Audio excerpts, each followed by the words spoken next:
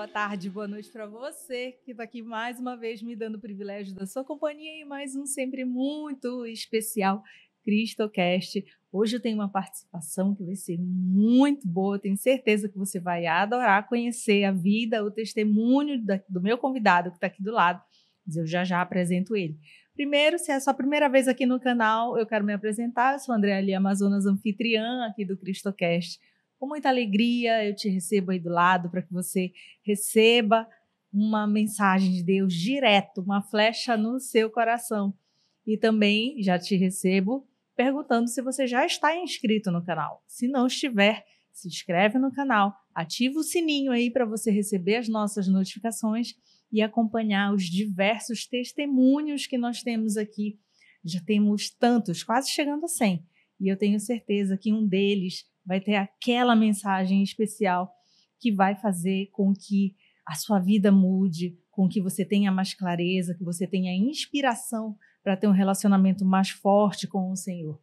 E também faz o seguinte, já deixa um like, eu sei que você vai gostar da conversa hoje, já pega o link, compartilha também, compartilha com 3 pessoas que você ama e compartilha também com aquelas pessoas que você sabe que estão precisando ouvir uma mensagem do nosso Senhor no coração delas. Dessa forma, você vai ser bênção na vida dessa pessoa também. E eu também quero aproveitar e te convidar para engajar na nossa missão. Você pode ser, sim, um patrocinador aqui do programa, assim como o Estúdio 091, que é o estúdio aqui onde a gente produz, esse estúdio bonitão, onde tem esses equipamentos de ponta, profissionais de excelência, para atender você, assim como faz com a gente, para o programa ficar lindão, de qualidade. Tenho certeza que vocês vão adorar. Se quiser, entre em contato, inbox com a gente, tanto para falar com o Estúdio 091, como para ser um patrocinador do nosso programa.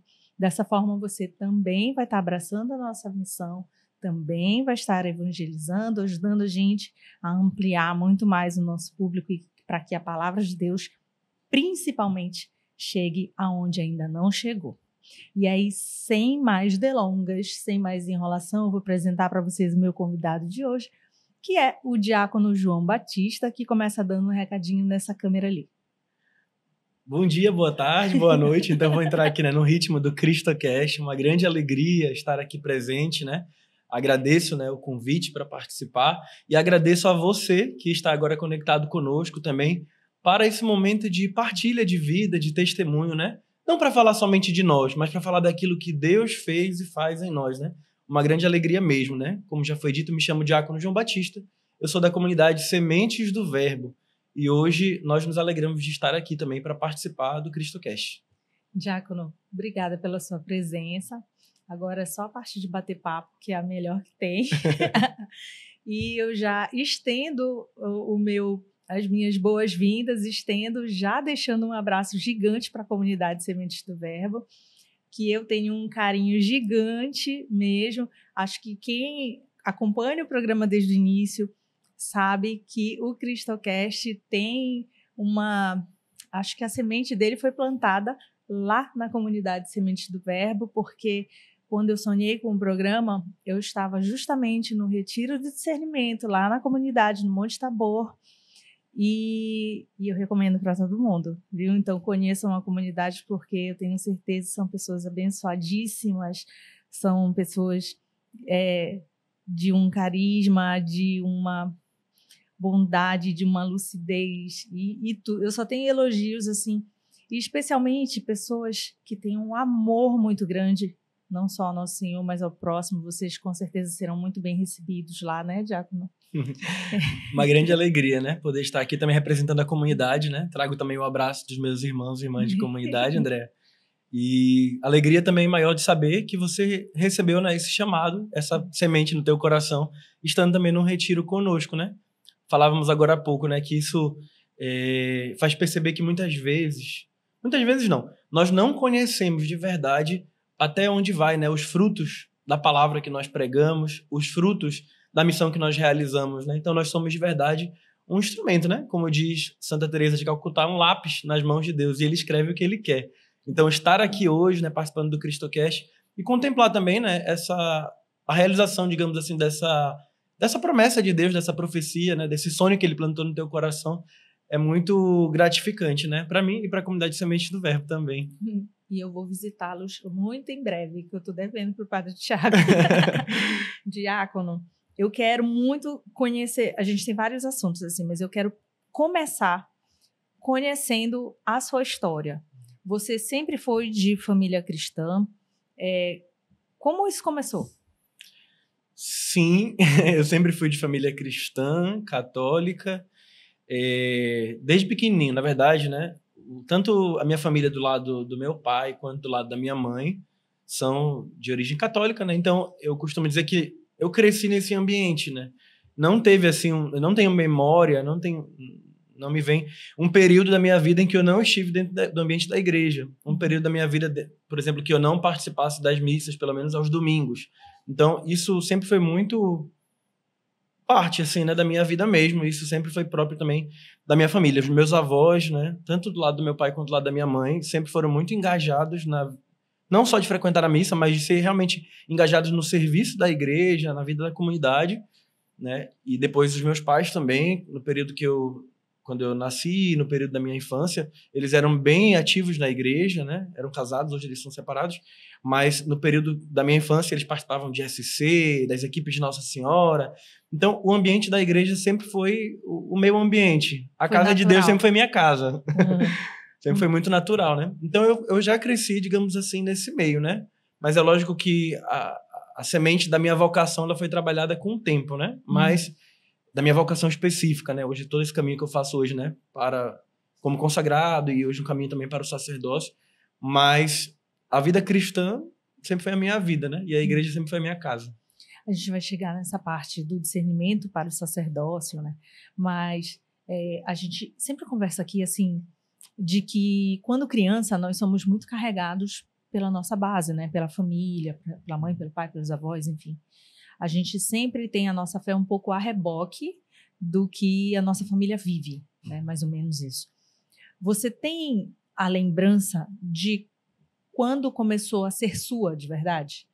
Você tem isso, assim, houve algum momento que você falou assim, agora é o meu relacionamento com Deus? Sim. Mesmo se eu sempre gostei muito e fui muito feliz, não é que eu ia arrastado para a igreja durante a minha infância, algumas vezes talvez, mas eu sempre gostei muito. Mas assim, no período quando eu tinha entre 10 e 11 anos mais ou menos, nós passamos por um momento difícil na vida da minha família, né? E foi o período que eu e meu irmão começamos a caminhar, digamos assim, com as nossas próprias pernas dentro da igreja, né? Teve ainda um empurrãozinho familiar, mas foi quando nós descobrimos a alegria de estar na igreja, e nós conhecemos uma comunidade e começamos a fazer um caminho de formação, a servir também num grupo de arte, de teatro. Então, foi essa primeira,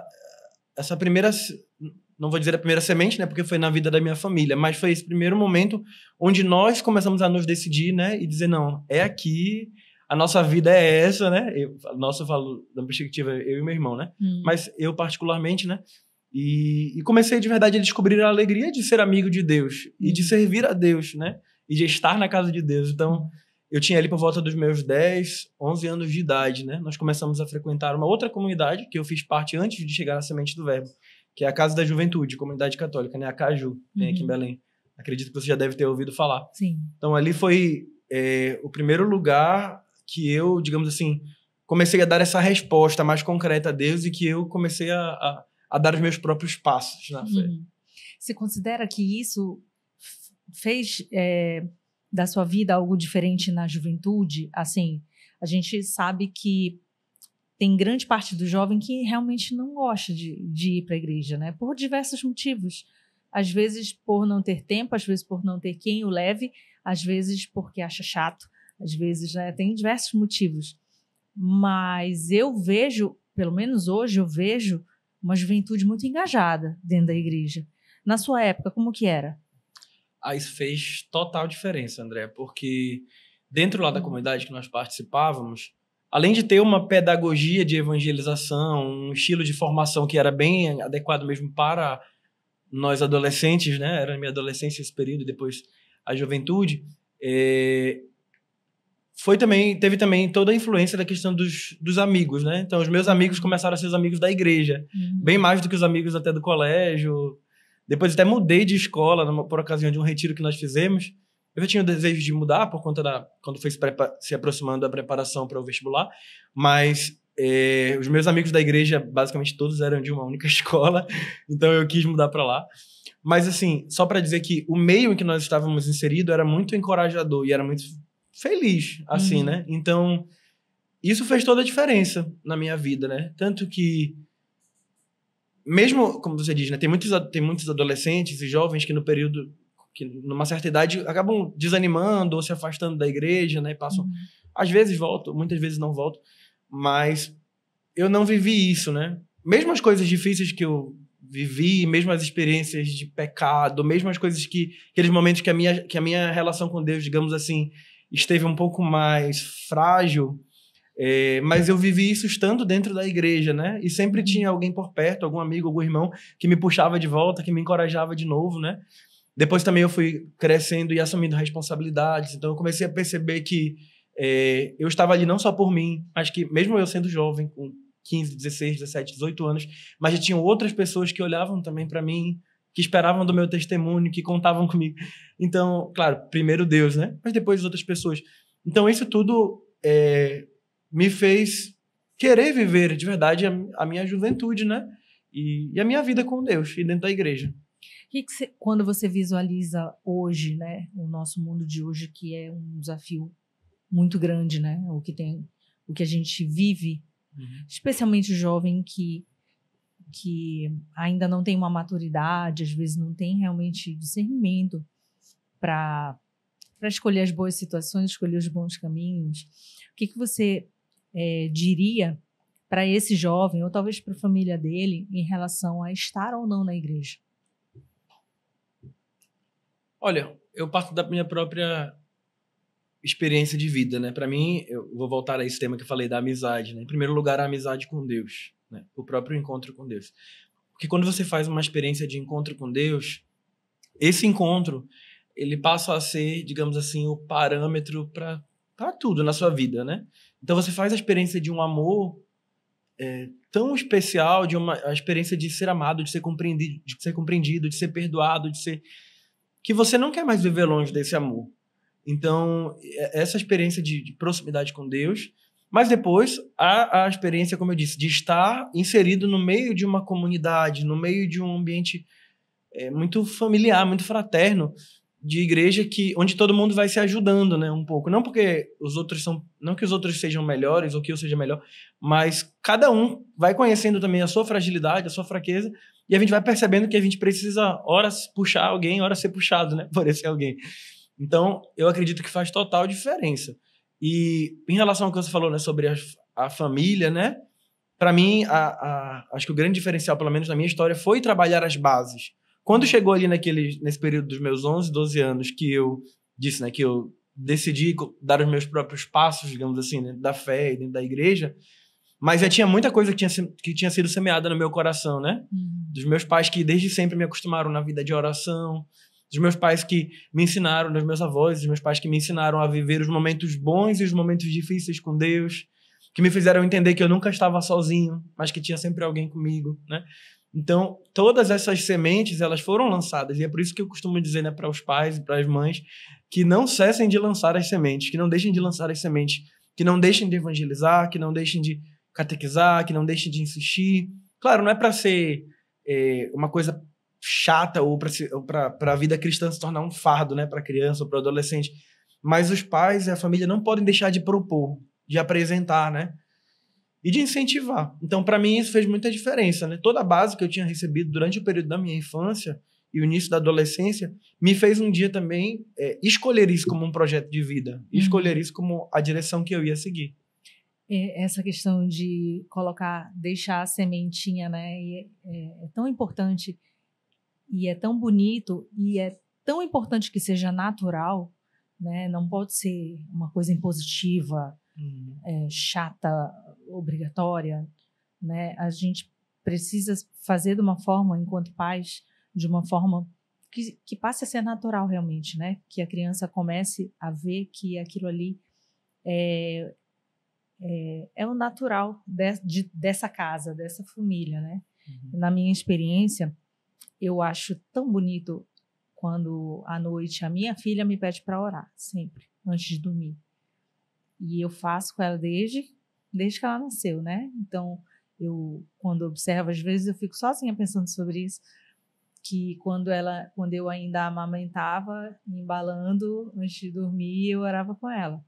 E aí, à medida que ela foi crescendo, a gente foi fazendo isso, e aí você vai ensinando as orações, a forma dela conversar com Deus antes de dormir, os agradecimentos. E às vezes tem dia que eu tô tão cansada à noite antes de dormir, e ela que fala: mamãe, vamos orar, vamos rezar. Eu digo: tá bom, filho, então hoje é a sua vez. Mas é tão bonito porque vira algo natural, né? E a gente tem os desafios, assim, enquanto pais, assim. Eu lembro que quando eu era criança, eu também tinha preguiça de ir na missa, às vezes, no domingo de manhã cedo, acorda cedo no domingo. Aí eu dizia: ai, meu Deus, tem que acordar cedo no domingo. Falava para minha mãe. E minha filha reclama também quando a missa de manhãzinha é cedo. Aí o filha, vamos na de 11 horas. Aí, ok. E por que eu tô falando isso tudo, assim? Você esteve no Revolução Jesus, né, no congresso, e nós fizemos o podcast ao vivo lá, e depois daquele momento do podcast com a plateia, com tudo, depois terminamos a gravação e continuou a programação, né, fizemos ali um momento de louvor, com a banda e todo mundo cantando, e desde o início, né, quando eu subi pro palco para fazer o podcast, minha filha estava na plateia, quietinha lá, aquela tímida, e como nós continuamos no palco, no momento de louvor, e eu estava tão feliz ali, tão imersa naquilo, quando eu olhei assim de canto de olho, ela estava também em pé, louvando, e foi tão lindo, aquele momento ficou guardado para mim, assim. E eu penso que a fórmula é essa, tentar deixar natural, né? Deixar com que a criança veja que é algo que nós vivemos realmente. E é o testemunho de vida, né? E que é bom, né? E que na dificuldade e na alegria nós estamos com Deus. Então, acho que naturalmente eles acabam absorvendo isso. Vocês lá na comunidade, eu sei que vocês fazem acompanhamento espiritual também, não é isso? Cheguei a fazer já também. E como funciona esse acompanhamento? Ele também é feito para famílias. O que eu quero lhe perguntar com isso? Qual é a importância de ter um direcionamento, de fazer um acompanhamento espiritual? Pronto. O acompanhamento espiritual, ele serve, Andréia, para nos exercitar, para nos treinar, digamos assim, na escuta de Deus, para nos ajudar a compreender como Deus fala, a me ajudar a compreender como Deus fala comigo, qual é a pedagogia que Ele tem para a minha vida. E aí, claro que isso vai se tornar também uma base para você fazer discernimentos, para você tomar decisões, para você dar passos na sua vida, né? Então, muitas vezes a gente precisa dessa ajuda de uma outra pessoa, né? Claro, alguém que reza, alguém que tem uma vida também, que procura ter uma vida de amizade com Deus, e que te ajuda a compreender também o caminho, né, da vida cristã, o caminho da vida espiritual, né, a partir, sobretudo na nossa comunidade, a partir da palavra de Deus, né? Então, normalmente você vai ver sempre o acompanhador, a acompanhadora, sempre com uma Bíblia ali junto, né? Porque nós nos colocamos juntos na escuta de Deus. Então, no acompanhamento, você partilha aquilo que você está vivendo, seja a nível da sua vida pessoal, familiar, profissional, enfim, alguma dimensão da sua afetividade, mas depois dessa partilha fraterna, depois desse momento de aconselhamento, nós nos colocamos juntos à escuta de Deus, né? Mas o que Deus tem a me dizer com isso? O que Deus está querendo inspirar, né? O que Deus está querendo... Qual o caminho que Ele quer que eu tome a partir daqui, né? O acompanhador, inclusive com o passar do tempo na igreja, né? E o Papa Francisco tem reforçado um pouco isso, foi sendo menos utilizado um termo de direção espiritual para acompanhamento espiritual. Justamente por conta disso. Não que sumiu a direção espiritual, mas o diretor espiritual, o acompanhador espiritual, perdão, não é alguém que vai te dizer o que você deve fazer simplesmente, mas que vai te ajudar a escutar a voz de Deus, né? E você, na sua liberdade, vai corresponder, né, àquilo que Deus está pedindo. Então, o acompanhador é esse instrumento, é esse facilitador para te ajudar a compreender como conduzir a sua vida. E aí eu me aproximo mais da tua pergunta, porque o acompanhamento ele é pessoal, mas ele também pode ser vivido no âmbito, por exemplo, de um casal, de uma família, né? Então, nós fazemos a experiência, por exemplo, na comunidade de acompanhar casais, de acompanhar famílias, né? Seja casais de namorados, casais de noivos, casais já casados, com ou sem filhos, né? Então, vai tendo também essa dimensão, né? De ajudá-los a não somente a se entender, mas a entender o que Deus quer, né? Qual é o projeto de Deus para a nossa família. Porque, descobrimos a nossa vocação, correspondemos à nossa vocação, mas qual é a direção, qual é a missão que Deus nos confia? Onde que hoje a gente precisa melhorar para estar mais naquilo que Deus pensou para nós, né? Enfim. Então também existe essa pedagogia do acompanhamento do casal, né? E claro que aí vai acabar tocando também a dimensão da educação dos filhos, a dimensão da vida familiar, né? Então tudo isso são assuntos que podem ser trazidos dentro da pedagogia do acompanhamento. E cada vez mais a gente percebe que as pessoas e as famílias precisam desse auxílio, né? Até porque, você imagina, a gente vive num tempo onde muitas pessoas vêm de famílias que são desestruturadas, que são quebradas, onde faltam as referências, onde faltam os valores. E aí, muitas vezes, né, os jovens se aproximam de nós, né? E nos perguntam, né? E tem esse questionamento, como eu vou poder dar aquilo que eu não recebi? Como eu vou poder dar o exemplo daquilo que eu não tive dentro da minha casa? Então, aí realmente é a experiência de Deus que vai fazer toda a diferença. É a palavra também da igreja, né, o aconselhamento. Então, só para dizer, né, que existe sim a dimensão do acompanhamento, que nós fazemos na comunidade, mas que não é algo exclusivo da Semente do Verbo, né? Tem vários outros carismas, comunidades, enfim, padres que fazem esse trabalho de acompanhamento espiritual.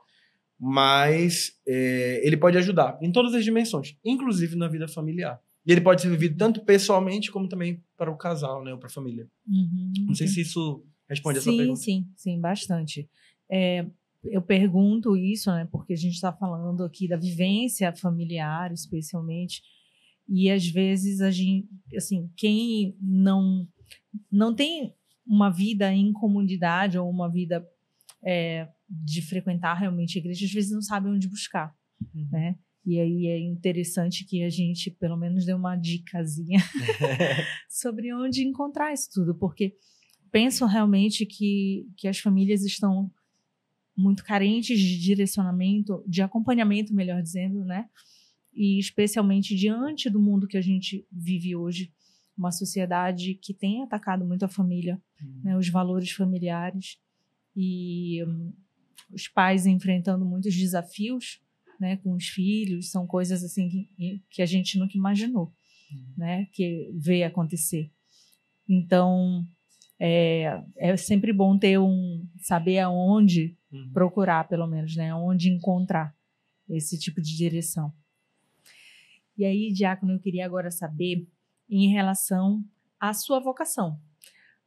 Quando foi que começou essa primeira vontade de considerar ter uma vida vocacionada? Então, eu falei que comecei a caminhar, né, mais firme assim na igreja, dar os meus próprios passos a partir dos meus 11 para 12 anos, né? Com 13 eu fiz meu primeiro retiro dentro da igreja e foi ali uma experiência de verdade de encontro com a pessoa de Jesus. Mas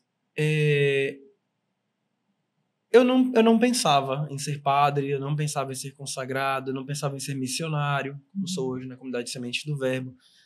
Eu pensava em ser de Deus e ser um bom cristão, né? Assim. E eu achava que Deus me chamava a servir ali onde eu estava, né? E naquele caminho de vida, né? Claro que eu era muito, muito jovem também. Mas o tempo foi passando durante, aí talvez entre os meus 16, 17, 18 anos, e eu via sempre crescer no meu coração, André, uma grande sede de Deus. Eu costumo dizer que a história de uma vocação é sempre a história de uma sede. Ou melhor, é o encontro de duas sedes. A sede do coração do homem e a sede do coração de Deus que se encontram. Então, eu comecei a ver crescer dentro do meu coração essa sede diferente, né? Como todos os meus irmãos, os meus amigos, né? Eu gostava muito de estar na igreja, eu gostava muito de servir, eu gostava muito de estar nas atividades. Mas para mim era diferente, assim. É como se eu quisesse, no fundo, eu comecei a cultivar um desejo de viver para aquilo, para Deus, né? E para as coisas de Deus. E só para isso, né? Eu lembro que muitas vezes, até os meus responsáveis na igreja, mesmo na comunidade, me puxavam um pouquinho a orelha, né? Dizendo que eu precisava equilibrar bem as dimensões, perguntavam se eu estava tudo bem em casa, como é que estavam as coisas na escola, porque me viam muito intenso ali nas coisas da igreja, né? Muito presente sempre. Mas essa sede foi crescendo dentro de mim. Até minha mãe às vezes dizia, né? Ela falava assim, né? Leva logo tua rede pra lá, fica de uma vez por toda na igreja, né?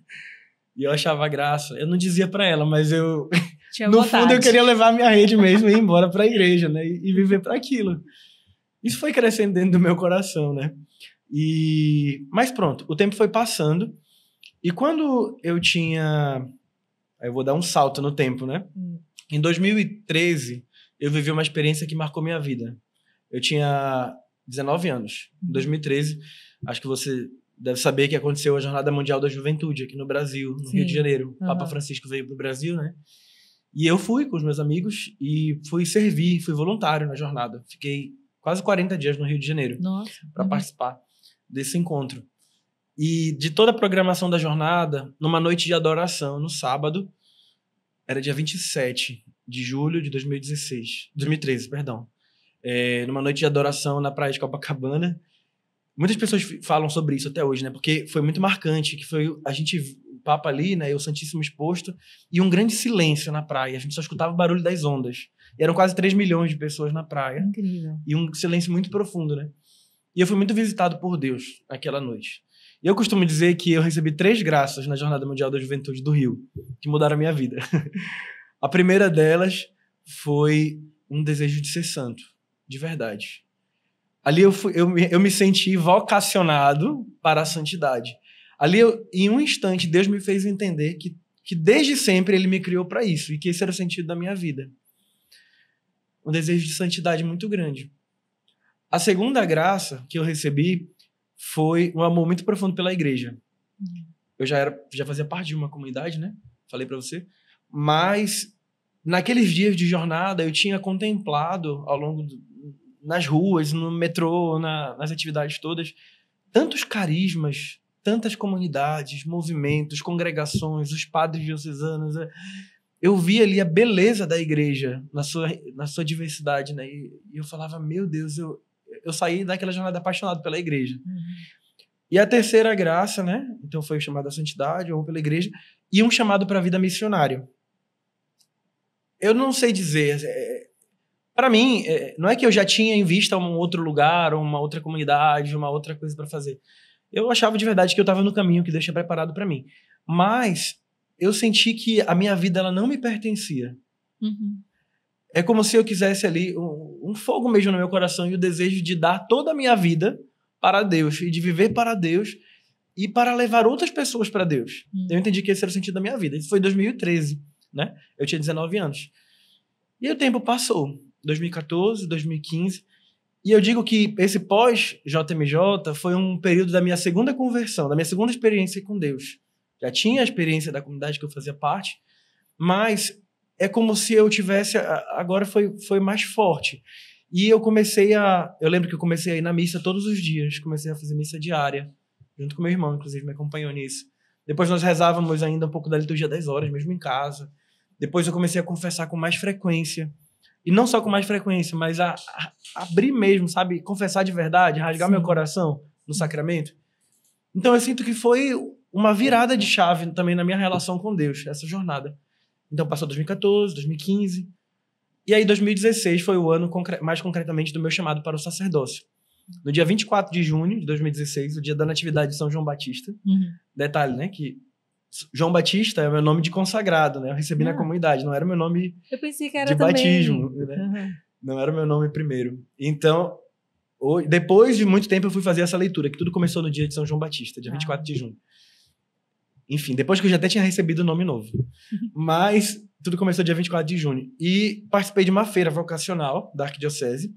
Fui para servir, para ajudar na comunicação. Eu gosto um pouco dessa área também, de foto, de entrevista, de câmera. Inclusive, estava super empolgado aqui no estúdio antes de começar, né, venda dos equipamentos. Mas eu fui para servir, né, nesse evento. E ali, um grupo de seminaristas da Arquidiocese de Belém me parou na feira. E um seminarista que hoje é padre da Arquidiocese me fez uma pergunta. Você nunca pensou em ser padre? Tu nunca pensou em ser padre? E eu olhei pra ele e falei, não. De verdade, eu nunca tinha pensado nisso. Nunca. Mas hoje o que eu sinto, já falei isso várias vezes, eu sempre falo disso quando eu vou contar a história da minha vocação, é como se eu tivesse a vida inteira esperando essa pergunta, André. Foi uma virada de chave mesmo. A ficha caiu ali, né? Pra mim. E eu saí de lá com uma grande inquietação. Duas coisas que aconteceram nesse dia. Essa pergunta do ser padre, e depois conversando um pouco com esse seminarista, ele me falou justamente sobre o acompanhamento espiritual, que a gente acabou de falar. E ele me deu um caminho para ser acompanhado espiritualmente. Eu comecei a fazer acompanhamento espiritual. Isso foi a partir do dia 24 de junho, né? Detalhe, eu não conhecia a Semente do Verbo, não tinha nenhum contato com a comunidade ainda. Isso foi dia 24 de junho. Começou esse processo. Eu lembro que no mês seguinte, que já era praticamente a semana seguinte, né? Porque foi 24 de junho. No iniciozinho de julho, eu ainda fui fazer um estágio da faculdade. Eu não falei isso, mas nessa altura eu fazia a faculdade de engenharia de produção. Pronto. Eu estava no último ano da faculdade. E eu fui fazer um estágio nesse mês de julho. Pronto. No mês de agosto, eu fui cultivando no meu coração esse desejo. Não em primeiro lugar do sacerdócio, mas de fazer a vontade de Deus. E aquilo foi ganhando um nome muito concreto, né? É como se a questão do sacerdócio foi aparecendo. Mas eu fui me apaixonando pela vontade de Deus. E falando, meu Deus, só o fato de pensar que Deus tinha, desde toda a eternidade, pensado em mim, e tinha pensado numa vocação específica, que Deus tinha preparado uma missão, que Deus tinha um povo me esperando, que existia um povo me esperando, né? O meu sim. Então, isso começou a me trabalhar, né? E aí foi a questão do sacerdócio, em primeiro lugar. E no mês de agosto, eu conheci a Semente do Verbo. A gente teve um grande evento aqui em Belém, que foi o Congresso Eucarístico Nacional, em 2016. As pessoas que são mais engajadas aqui na vida da igreja, na arquidiocese, vão lembrar, né? Teve um evento que aconteceu no Mangueirão, outro lá no Portal da Amazônia. Foi um grande encontro. E eu estava mais uma vez servindo pela comunicação, inclusive, tirando foto lá. E nesse encontro eu conheci a Semente do Verbo. Era agosto de 2016. Teve uma feira lá no hangar, e uma amiga minha que era da mesma comunidade que eu, e que depois acabou saindo no mesmo período que eu, e que hoje é religiosa também, num outro instituto, ela me levou para conhecer o stand da comunidade. E ali começou um caminho de proximidade, né? Isso era agosto. Em setembro eu fiz meu primeiro retiro na Semente do Verbo. Nos dias 23, 24 e 25 de setembro, lembro bem. Foi um retiro Recria-me. Eu já fiz o Recria-me lá. Muito bom. Lindo. Um retiro de identidade, afetividade e sexualidade. Isso, eu fiz. Foi marcante para mim. Foi lindo. Eu fiz antes do discernimento. Pronto. E aí eu fui fazer esse retiro e ali Deus veio selar a questão da minha vocação, né? Esse desejo de dar a minha vida mesmo, assim, né? Que já vinha me trabalhando ali, foi como uma certeza, né?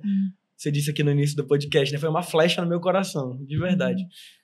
Eu lembro bem, né, que eu estava numa noite de adoração, como você também passou a noite de adoração quando foi fazer o retiro na comunidade. E ali na capela, né, na minha frente estava o Santíssimo Sacramento, Jesus na Eucaristia, né, exposto. Tinha um quadro do lado, um ícone de São João. É o ícone do discípulo amado, né, que nós costumamos dizer que é a imagem de São João recostado sobre o peito de Jesus, né? E eu tive uma experiência muito forte com a Eucaristia e com aquele ícone de São João nessa noite, né? E eu dizia, meu Deus, eu quero ser teu amigo. Eu quero ser igual a ele. Ficar aí do jeitinho que tá São João, lá encostado no teu peito, Jesus. E nunca mais me separar de ti, né? E recebi uma palavra também que me marcou muito. E ali, que foi a parábola não. O episódio do encontro de Jesus com o jovem rico, né? Em Mateus 19. E ali, naquela noite, né? Foi, enfim, essa certeza, né, de um chamado de Deus. E aí, só para fechar essa parte, e os próximos meses, então, né, e também uma outra coisa que eu descobri nesse final de semana, foi a primeira vez que eu ouvi falar sobre o ano sabático, né, que é a escola de evangelização que nós temos na comunidade, que foi fundamental nesse processo de discernimento. Tenho uma vontade de fazer, nem lhe conto. Pois vem, não conte é que a gente ninguém. me espera. Não conte pra ninguém. Mas eu tenho uma vontade de fazer, desde quando eu conheci a comunidade. Porque o ano sabático é justamente para pessoas que têm essa inquietação no coração, né? De querer fazer a vontade de Deus. Que tem o retiro que você fez tem o tema, né? Senhor, o que queres que eu faça? Isso. E muitos de nós trazemos esse questionamento, né? O que tu queres de mim, Senhor? Qual é o sentido da minha vida? Para que eu tô aqui, né? Porque se for só para trabalhar, para pagar a conta, para ganhar, vai ter que pagar, Exato. vai ter que trabalhar de novo e pagar mais conta de novo. Eu Exato. falo, meu Deus, não. Então, assim, esse retiro, né, veio selar a questão do meu chamado vocacional, e ali eu recebi também como uma resposta, porque, assim, eu sabia o que Deus me chamava, eu comecei a entender o que Deus me chamava, mas eu não tinha uma direção, um caminho. Tá, mas por onde eu começo? Qual é o primeiro passo? E quando eu escutei falar do ano sabático, eu falei, é isso. Isso foi em setembro, né? E foi todo um caminho de preparação até março do ano seguinte, 2018. Terminei a faculdade, me formei, né? Fiz um processo de desligamento na comunidade que eu fazia parte, até conversei com os meus pais, né? Enfim, deixei minha casa, tudinho, e vim em março morar na comunidade Semente do Verbo por um período de 9 meses para fazer esse percurso da escola do ano sabático, né? Que é um percurso de conhecimento da palavra de Deus. A gente estuda do Gênesis ao Apocalipse, toda a Bíblia, né? Alguns documentos também importantes da igreja, a história da igreja. Tem um percurso também de formação humana, onde a gente vai trabalhar identidade, afetividade, sexualidade, enfim, a questão das virtudes. Enfim, é um programa muito rico de formação, né? E também uma experiência missionária. E foi o ano do meu discernimento vocacional. E o fruto do ano sabático, e aqui eu termino, foi justamente de confirmação, mediante aquele chamado para o sacerdócio. E eu entendi, e foi de entender que Deus me chamava assim a ser padre, mas não a ser padre diocesano, não a ser um padre somente, mas ser padre dentro de um carisma, dentro de uma comunidade. Quer dizer, Deus estava dando ali a terra onde seria plantada a semente da minha vocação, né? Que foi a comunidade Semente do Verbo. E aí então o caminho, que a gente está falando também para pessoas que não conhecem, como funciona? O caminho é primeiro ser diácono e depois ser padre? É assim? Pronto. Depois que o nosso caso, né, de quem participa de quem é parte de uma comunidade ou de um instituto religioso, você primeiro faz um caminho dentro da congregação, da comunidade, dentro do instituto, que é um aprofundamento naquele carisma, naquele modo de vida, naquela espiritualidade, naquela regra. E depois, mais à frente, é que começa a formação específica para a sua vocação, aqueles que são chamados ao sacerdócio, por exemplo. Então, por exemplo, só para você ter uma noção, eu entrei na Semente do Verbo, fiz o ano sabático de 2017 e comecei o meu caminho com a comunidade no dezembro de 2017, né, já para 2018. Então, fiquei 2018, 2019, só fui entrar concretamente no seminário em 2020, que foi quando, depois de passar o primeiro ano morando no Tocantins, em Palmas, e primeiro e segundo, mais ou menos, Tocantins, depois fui para o Rio de Janeiro. Em 2020 eu retorno a Belém para entrar no seminário. Aí começa essa formação específica, né? Ainda era seminarista, não tinha recebido o sacramento da ordem, né? Então fiz normalmente se faz 3 anos de filosofia. O meu processo foi um pouco mais rápido, porque eu já tinha feito, como eu já tinha um curso superior, aqui a Arquidiocese de Belém, em alguns casos, antecipa a entrada na teologia. Então, em vez de fazer os 3 anos de filosofia, fiz só 1 e já vim para teologia. E aí são 4 anos que a gente faz completo, de uma faculdade mesmo, né? De teologia. E agora, bem recentemente, dia 19 de julho, eu fui ordenado diácono. E com a graça de Deus, no dia 14 de dezembro, daqui a menos de 2 meses, eu vou ser ordenado padre. Que graça! Pela misericórdia de Deus. Graças a Deus, glória a Ele, né? É muito incrível esse caminho, assim. E você sabe, assim, que acho que várias coisas na sua fala me chamou a atenção. Várias mesmo, assim. Quando você falou que o irmão falou assim, você nunca pensou em ser padre, né? E que ali foi o estalo, né? Para que você considerasse isso. O meu estalo foi com o Padre Tiago. Foi.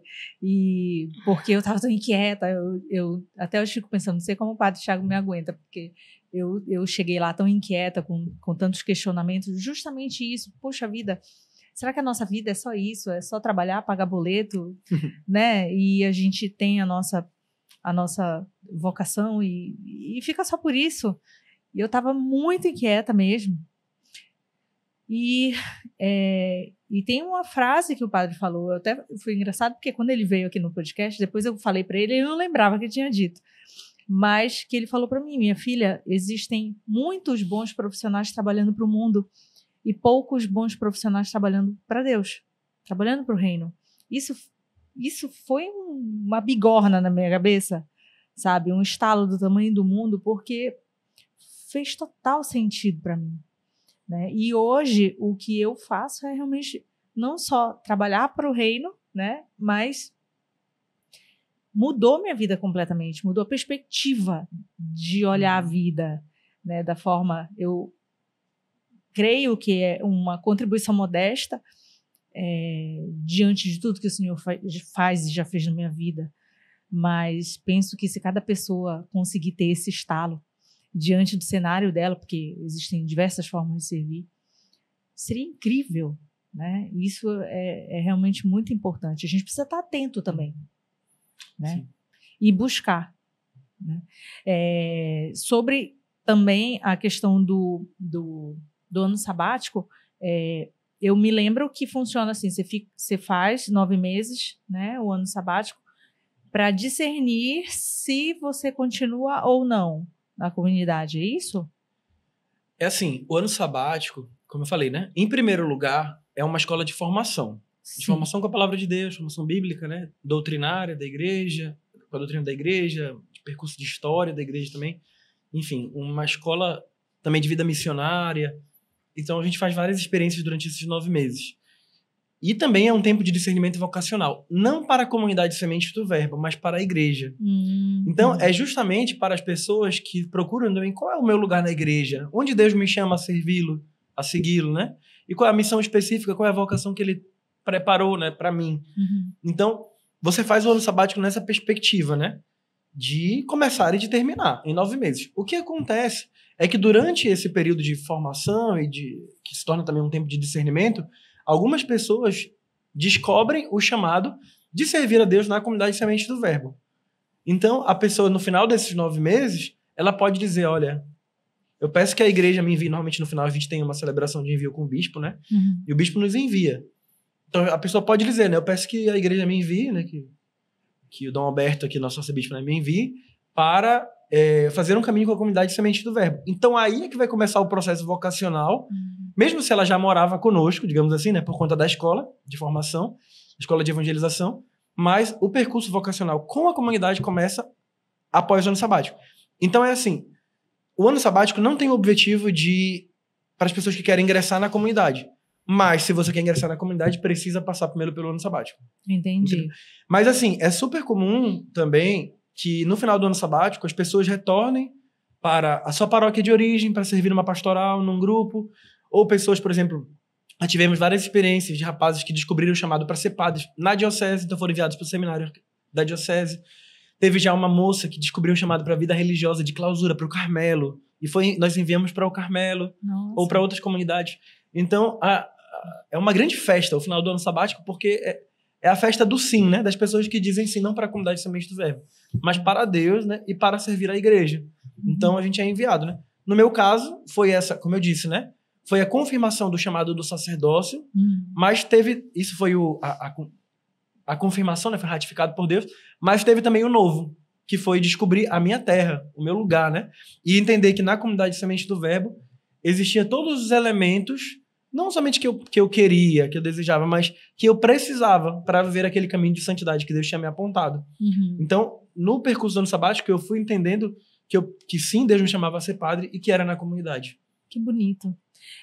Diácono, a gente vai começar a conduzir para o final assim, do episódio, mas eu quero primeiro falar assim, da importância que às vezes a pessoa realmente tem a inquietação no coração e não sabe aonde buscar, como começar a buscar, né? Como é que a pessoa que está ali inquieta, como começa? Como busca? Onde busca? Olha, a primeira coisa é a vida de oração. A primeira coisa é a amizade com Deus. Até porque a primeira vocação que todos nós temos é justamente para se unir a Deus, para viver uma vida de amizade com Deus, para ver a santidade.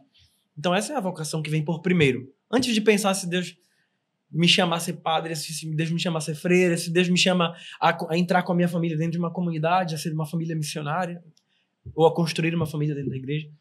Antes disso, é o chamado para a santidade, que é o chamado de todos, né? A igreja ensina isso e insiste com isso em vários dos seus documentos, né?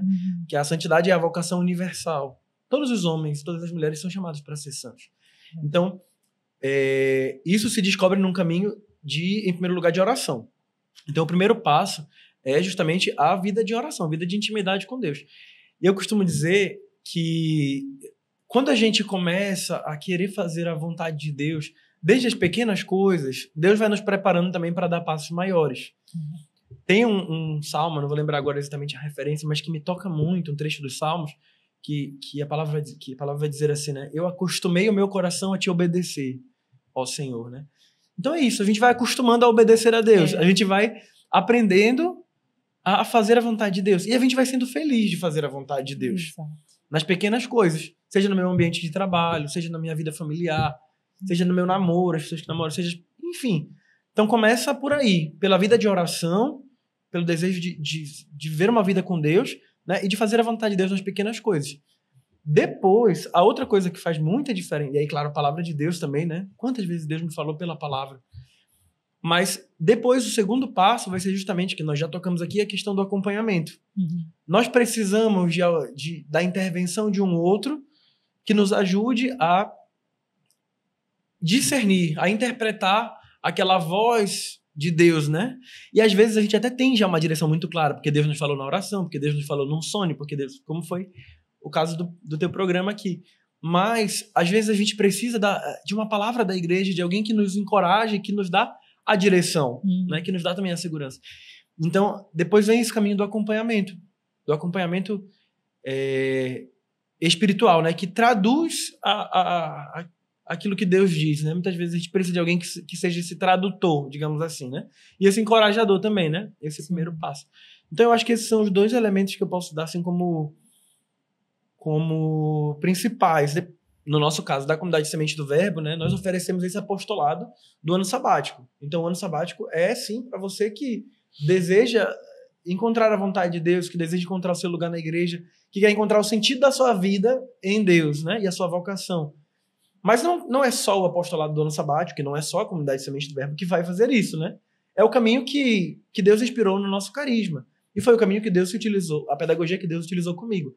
Mas o que eu posso dizer mais a nível, assim, geral, né? E para todas as pessoas, é a vida de oração e é o caminho também do acompanhamento espiritual.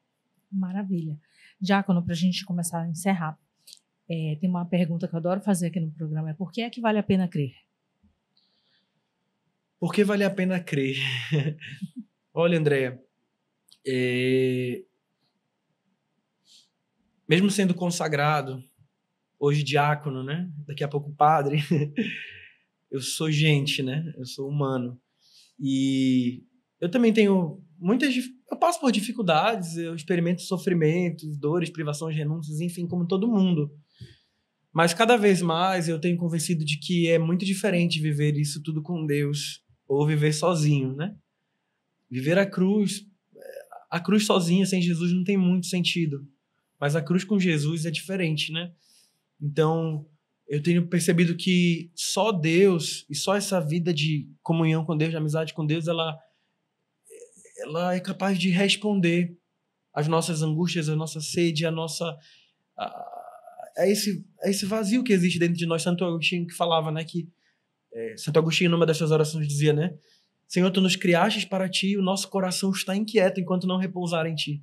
Então, dentro de nós tem um lugar, um vazio, que só Deus vai ser capaz de preencher. E São João Paulo II, né, eu gosto muito dos santos. São João Paulo II falava também, né, que só Deus, só Cristo conhece o que tem no coração do homem. Só Ele é capaz de dar sentido à vida do homem. Então, vale a pena crer, né, porque a fé e a vida com Deus é essa via, né, que nos devolve a nossa essência primeira, a nossa identidade primeira, ao projeto que Deus tem para nós, né?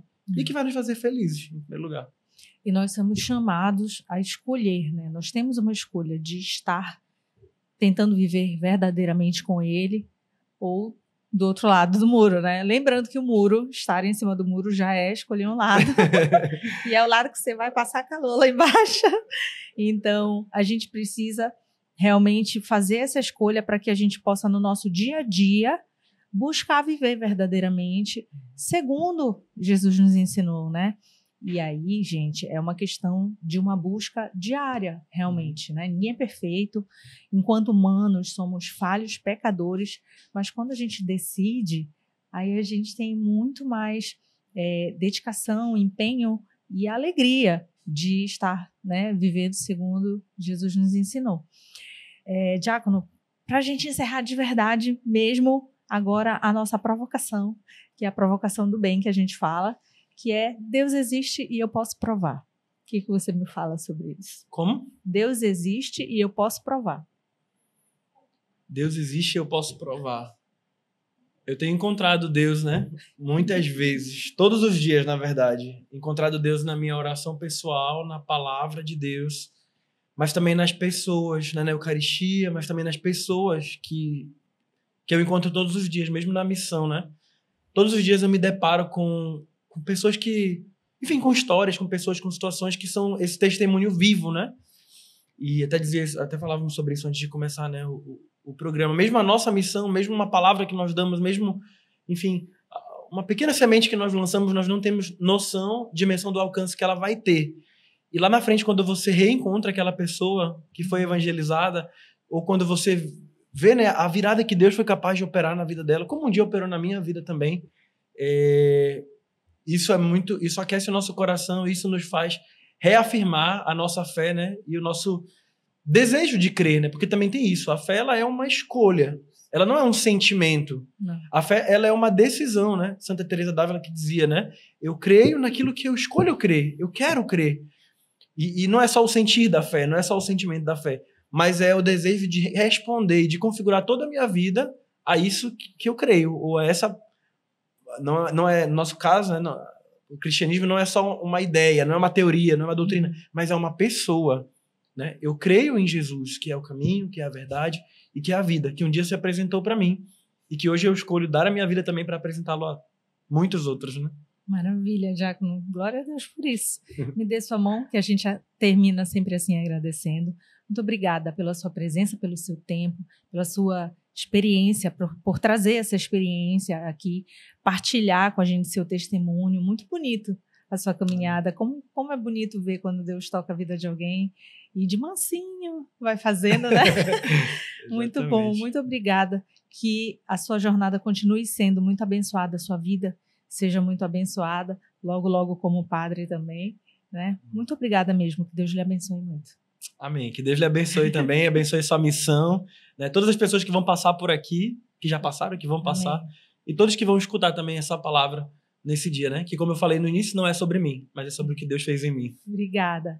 E como eu digo aqui, também não é sobre mim, é sobre o que Deus fez e faz, não só na minha vida, mas na sua também aí do outro lado. Então fica aqui o recado para você abrir mais o seu coração, para você buscar realmente as respostas, busque ter discernimento, busque ter clareza sobre o que Deus quer na sua vida, qual é o caminho que Ele quer colocar. Ele pode colocar você num caminho de serviço, seja como eu, com a minha vocação, seja como o do diácono, daqui a pouco já vai ser padre também, ou não, ou outros tantos caminhos que ele pode escolher para você. O que você precisa fazer é dizer assim, Senhor, eis-me aqui, conversa comigo, fala para mim, me mostra o que tu queres de mim, e da sua parte é se colocar à disposição e buscar discernimento para viver segundo Ele vai te orientar. Então fica aqui o nosso recadinho. Mais uma vez eu peço para você, se você não se inscreveu, se inscreve no canal para você receber as notificações de outros tantos testemunhos lindos que a gente recebe aqui. Já deixa o like, eu tenho certeza que você gostou da conversa, deixa o like para a gente saber que você estava aqui com a gente presente, comenta o momento que mais tocou no teu coração, a mensagem que ficou, e como sempre, com muita alegria, eu e você nos vemos no próximo CristoCast.